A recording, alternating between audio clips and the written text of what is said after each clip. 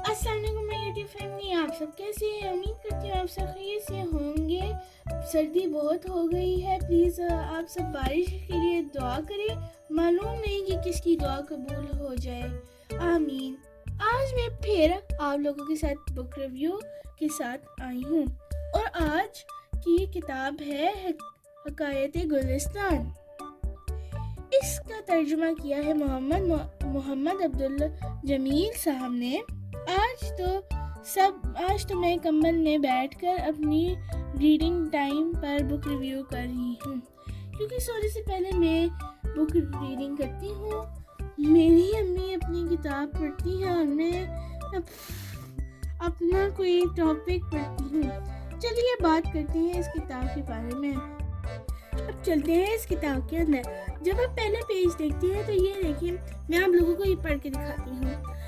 थाल भर फूल अगर तुमने चुन लिए तो वो तुम्हारे किस काम के। इससे तो अच्छा है कि मेरी किताब गुलिस्तान का एक वर्क लेकर अपने पास रख लो। फूलों की बहार तो बस 4 दिन की है, लेकिन मेरी इस किताब का चमन हमेशा हरा भरा रहेगा। इसका ये मतलब है कि हम अगर कोई रोज़ वगैरह अपने कोई वाज में रखते हैं तो वो ज़्यादा से ज़्यादा 4 डेज़ के लिए चलता है। बहुत ज़्यादा अगर हो तो वो 1 वीक के लिए होता है, वरना फिर वो मुरझा जाते हैं। लेकिन ये यहाँ पे ये कह रहे हैं कि यहाँ पे ये जो बुक है ये कभी मुरझाती नहीं है, क्योंकि ये हमें बहुत सारे मॉरल्स देती है, हमें बहुत सारी अच्छी कहानियाँ समझाती हैं। अब चलते हैं, इस बुक के अंदर बहुत छोटी छोटी स्टोरीज हैं, ये मॉरल बेस्ड नहीं है। और सबसे पहली स्टोरी मैं आप लोगों को पढ़ के बताती हूँ। ये है हकीम लुकमान के बारे में। हकीम लुकमान से किसी ने पूछा, हिकमत किससे सीखी? जवाब आया, अंधों से, क्योंकि वो पहले ज़मीन को अच्छी तरह टटोल लेते हैं तब कदम आगे बढ़ाते हैं। यानी इसका मतलब है जब हम किसी को नसीहत देते हैं तब हमें पता होता है कि ये हो सकता है, तो पहले सब वो नसीहत लेते हैं, फिर वो एक कदम आगे बढ़ाते हैं। और ये देखिए कितनी कलरफुल तस्वीरें हैं यहाँ पे, मुझे बहुत अच्छी लगी। इस बुक में बहुत सारी छोटी छोटी कहानियाँ हैं और ये मैं बच्चों के लिए रेकमेंड करूँगी। और ये मेरे मामू मेरे लिए लाए थे। मैं आपके लिए ये स्टोरी पढ़ती हूँ। एक बादशाह ने मरने पर बड़ी दौलत छोड़ी। शहजादे ने दिल खोल कर इस दौलत को रआया पर खर्च करना शुरू कर दिया। एक दिन एक दरबारी ने शहजादे से कहा, पिछले बादशाहों ने बड़ी कोशिश से खजाना जमा किया है, इसे बेदर्दी से ना लौटाइए। मालूम नहीं कल को क्या होने वाला है। ऐसा ना हो कि वक्त पड़ने पर आपका हाथ खाली हो।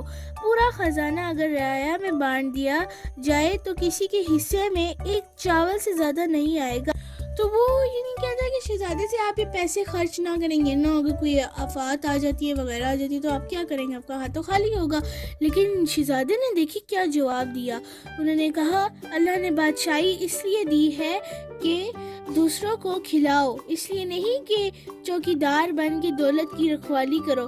कारवान 40 खजानों का मालिक था, इसने राया को भूखा रखा। गलती से मैंने इसको कारवान पढ़ लिया था, कारून है ये। भूखा रखा था, मरने पर इसको अब कोई याद नहीं करता, लेकिन नौशेरवां लोगों के दिल में आज भी जिंदा है। अब भी इससे लोग याद करते हैं, इसलिए कि इसने अपनी दौलत से रियाया की परवरिश की और दुनिया में अच्छा नाम छोड़ा। ये देखिए कितनी अच्छी मॉरल बेस्ड स्टोरी है कि हमें खजाना बांटना चाहिए, हमें अपने पास रखना नहीं चाहिए। तो गलत बात है, जब हम बांटते हैं तो अल्लाह ताला हमें और देते हैं, लेकिन अगर हम कंजूस मक्खी चूस बनते हैं तो अल्लाह ताला हमसे खुश भी नहीं होते और हमें और देते भी नहीं है। ये कितनी गलत बात है कि हमें तो बांटना चाहिए, हमें कंजूस मक्खी चूस नहीं बनना चाहिए, हमें मक्खी नहीं होना चाहिए, ठीक है।